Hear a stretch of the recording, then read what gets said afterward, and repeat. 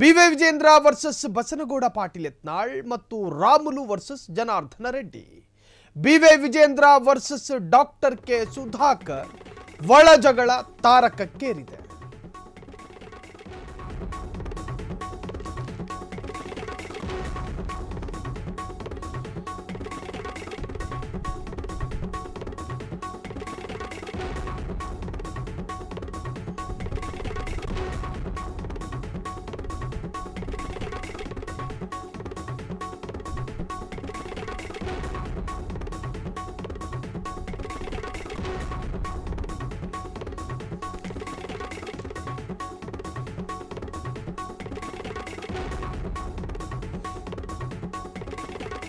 ದಿನ ಕಳೆದ ಹಾಗೆ ಬಿಜೆಪಿಯ ವಾತಾವರಣ ಹದಗೆಡ್ತಾ ಇದೆ. ಯಾಕಿಂಗೆ ಬಿಜೆಪಿ ನಾಯಕರು ಆಡ್ತಿದ್ದಾರೆ? ಯಾಕೆ ಈ ತರಹದ ವರ್ತನೆಯನ್ನ ತೋರಿಸ್ತಿದ್ದಾರೆ? ಯಾಕೆ ಹೀಗಾಯಿತು?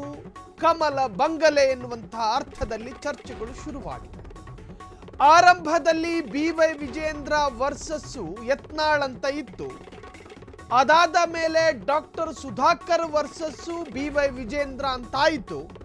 ಅದಾದ ನಂತರ ಈಗ Sandeep Reddy versus doctor K Sudhakar ಇಬ್ಬರ ಆಂತರಿಕ ಒಳಜಗಳ ದಿನ ಕಳೆದ ಹಾಗೆ ತೀವ್ರತೆಯನ್ನು ಪಡೆದುಕೊಳ್ತಾ ಇದೆ.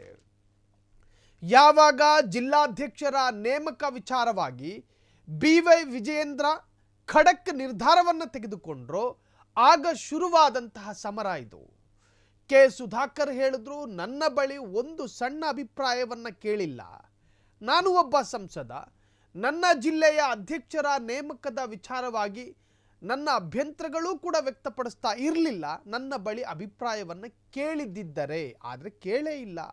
ಸಂದೀಪ್ ರೆಡ್ಡಿ ಎನ್ನುವ ಅನರ್ಹ, ಅಸಮರ್ಥ, ಅಯೋಗ್ಯ ವ್ಯಕ್ತಿಗೆ ಜಿಲ್ಲಾಧ್ಯಕ್ಷ ಸ್ಥಾನವನ್ನು ಕೊಡಲಾಯಿತು.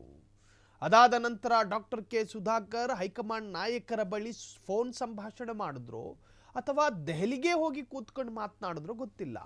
ಒಟ್ಟಾರೆ ಆ ಒಂದು ಜಿಲ್ಲಾಧ್ಯಕ್ಷ ನೇಮಕಕ್ಕೆ ತಡೆ ಬಂತು. ಹೈಕಮಾಂಡ್ ನಾಯಕರು ಅದಕ್ಕೆ ತಡೆ ಒಡ್ಡಿದ್ರು.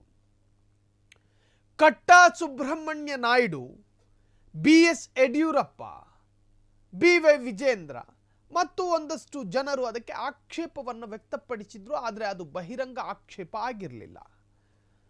ಸಂದೀಪ್ ರೆಡ್ಡಿ ಇದ್ದಕ್ಕಿದ್ದ ಹಾಗೆ ನೆನ್ನೆ ಪ್ರೆಸ್ ಮೀಟ್ ಅನ್ನು ಕರೆದು ಡಾಕ್ಟರ್ ಕೆ ಸುಧಾಕರ್ ನಿನ್ ಬಂಡವಾಳ ಬಯಲು ಮಾಡ್ತೀನಿ ಅಂತ ಹೇಳಿದ್ರು. ಓಪನ್ ಆಗಿ ಹೇಳಿದ್ರು.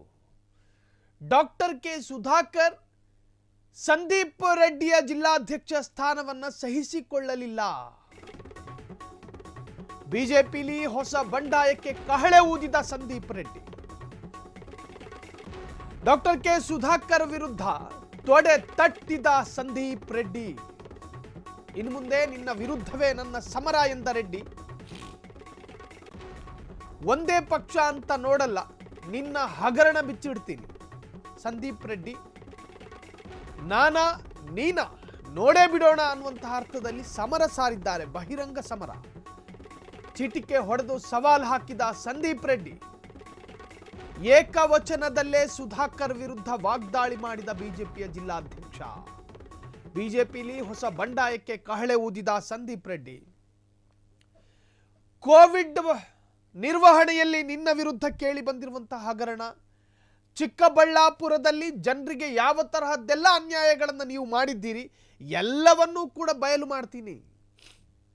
ನೀವೊಬ್ಬ ಬಿಜೆಪಿಯ ಸಂಸದ ಅನ್ನೋದನ್ನು ನೋಡೋದಿಲ್ಲ. ನೋಡಿ, ಡಾಕ್ಟರ್ ಕೆ ಸುಧಾಕರ್ಗೆ ಚಿಕ್ಕಬಳ್ಳಾಪುರ ಕ್ಷೇತ್ರದಲ್ಲಿ ವರ್ಚಸ್ಸಿದ್ರೆ ಸಂದೀಪ್ ರೆಡ್ಡಿ ಸ್ಥಳೀಯವಾಗಿ ಗುರುತಿಸಿಕೊಂಡಂತಹ ವ್ಯಕ್ತಿ, ವಾರ್ಡ್ ಬೂತ್ ಮಟ್ಟದಿಂದ ಬಂದಂತಹ ವ್ಯಕ್ತಿ. ಡಾಕ್ಟರ್ ಕೆ ಸುಧಾಕರ್ ಕಾಂಗ್ರೆಸ್ನಿಂದ ಬಿಜೆಪಿಗೆ ಬಂದವರು. ಸಂದೀಪ್ ರೆಡ್ಡಿಯ ವಿಚಾರದಲ್ಲಿ ಹಾಗಲ್ವಲ್ಲ.